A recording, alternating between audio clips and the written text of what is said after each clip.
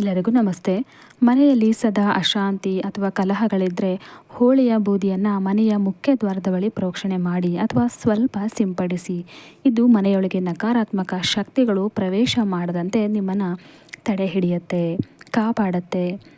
ಹಾಗೆ ಹಲವು ಬಾರಿ ನಾವು ಕಷ್ಟಪಟ್ಟು ಸಂಪಾದಿಸಿದಂಥ ಹಣ ಅನಗತ್ಯವಾಗಿ ವ್ಯಯವಾಗ್ತಾ ಇರುತ್ತೆ, ತುಂಬಾ ಖರ್ಚಾಗ್ತಾ ಇರುತ್ತೆ. ಅಂಥ ಸಂದರ್ಭದಲ್ಲಿ ಹೋಳಿಯ ಬೂದಿಯನ್ನು ನೀವು ಒಂದು ಸಣ್ಣ ಕೆಂಪು ಬಟ್ಟೆಯಲ್ಲಿ ಕಟ್ಟಿ ಅದನ್ನು ನಿಮ್ಮ ಮನೆಯ ಕಪಾಟು ಅಥವಾ ಹಣ ಇರ್ತಕ್ಕಂಥ ಲಾಕರ್ನಲ್ಲಿ ನೀವು ಇಡಬೇಕು.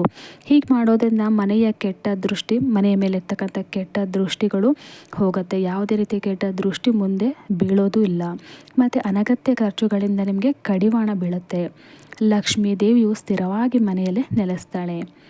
ಹಾಗಂತ ನಮ್ಮ ಹಿರಿಯರು ಕೂಡ ಇದನ್ನು ಪಾಲಿಸ್ಕೊಂಡು ಬಂದಿದ್ದಾರೆ.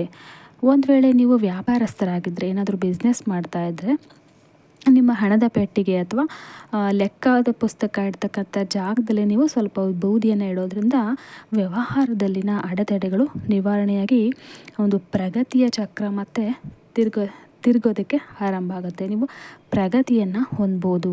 ನೀವು ಮಾಡ್ತಕ್ಕಂಥ ಕೆಲಸದಲ್ಲಿ ಯಶಸ್ಸು ಸಿಗತ್ತೆ.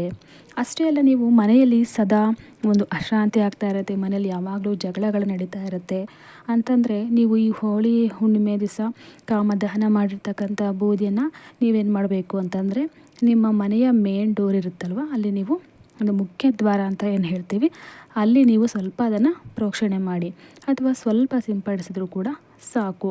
ಇದು ಮನೆಯೊಳಗೆ ನಕಾರಾತ್ಮಕ ಶಕ್ತಿಗಳು, ಅಂದರೆ ಯಾವುದೇ ರೀತಿಯ ಒಂದು ನೆಗೆಟಿವ್ ಎನರ್ಜಿ ಮನೆಯಲ್ಲಿ ಪ್ರವೇಶ ಮಾಡೋದಿಲ್ಲ. ಹಾಗೆ ಒಂದು ಕುಟುಂಬದ ಸದಸ್ಯರಲ್ಲಿ ಒಂದು ಹೊಂದಾಣಿಕೆ, ಒಂದು ಸೌಹಾರ್ದತೆ ಅನ್ನೋದನ್ನು ಮೂಡಿಸುತ್ತೆ. ಮಕ್ಕಳಿಗೆ ಅಥವಾ ಮನೆಯವರಿಗೆ ಏನಾದರೂ ಪದೇ ಪದೇ ದೃಷ್ಟಿ ಆಗ್ತಾ ಇದ್ದರೆ, ಈಗ ಮನೇಲಿ ಚಿಕ್ಕ ಮಕ್ಕಳು ಇರ್ತಾರೆ, ಅವ್ರಿಗೆ ಪದೇ ಪದೇ ದೃಷ್ಟಿ ಆಗ್ತಾ ಇರುತ್ತೆ, ಹುಷಾರು ತಪ್ತಾ ಇರ್ತಾರೆ. ಅಂಥ ಸಂದರ್ಭದಲ್ಲಿ ಏನು ಮಾಡಬೇಕು ಅಂತಂದರೆ, ನೀವು ಈ ಒಂದು ಬೂದಿಯನ್ನು ಆ ಒಂದು ದೃಷ್ಟಿ ಆಗ್ತಾ ಇರುತ್ತಲ್ಲ, ಆ ಒಂದು ವ್ಯಕ್ತಿಯ ತಲೆಯ ಮೇಲೆ 7 ಬಾರಿ ನೀವು ನಿವಾಳಿಸ್ಬಿಟ್ಟು ನೀವು ರಸ್ತೆಯಲ್ಲಿ ಎಸೆದ್ಬಿಡಬೇಕು. ಆಗ ನಿಮಗೆ ಯಾವುದೇ ರೀತಿಯ ದೃಷ್ಟಿಗಳು ಕೂಡ ತಾಕೋದಿಲ್ಲ.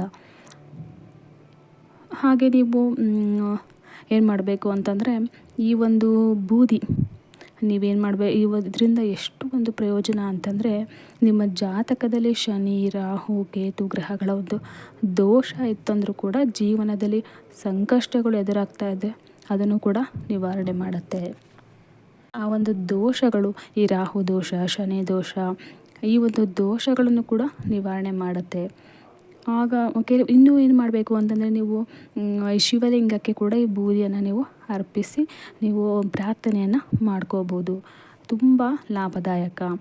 ಇನ್ನು ನೀವು ದೇಹದಲ್ಲಿ ಅತಿಯಾದ ಆಲಸ್ಯ ಇದ್ದರೆ ಅಥವಾ ತುಂಬ ನಿಮಗೆ ಏನೋ ಒಂದು ಹುಮ್ಮಸ್ಸಿಲ್ಲ, ಯಾವುದೇ ಒಂದು ಕೆಲಸ ಮಾಡೋದಕ್ಕೆ ಆಗ್ತಾ ಇಲ್ಲ ಅಂತಂದರೆ, ನೀವು ಸ್ನಾನ ಮಾಡ್ತಕ್ಕಂಥ ನೀರಿನಲ್ಲಿ 1 ಚಿಟಿಕೆ ಈ ಒಂದು ಹೋಳಿ ಬೂದಿಯನ್ನು ಹಾಕಿ ಸ್ನಾನ ಮಾಡಿ.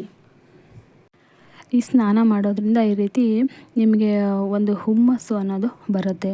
ಮನಸ್ಸಿನ ಮೇಲಿರುವ ಒತ್ತಡ ಅನ್ನೋದು ಕಡಿಮೆ ಆಗ್ತಾ ಹೋಗುತ್ತೆ, ಹೊಸ ಚೈತನ್ಯವನ್ನು ನೀಡುತ್ತೆ.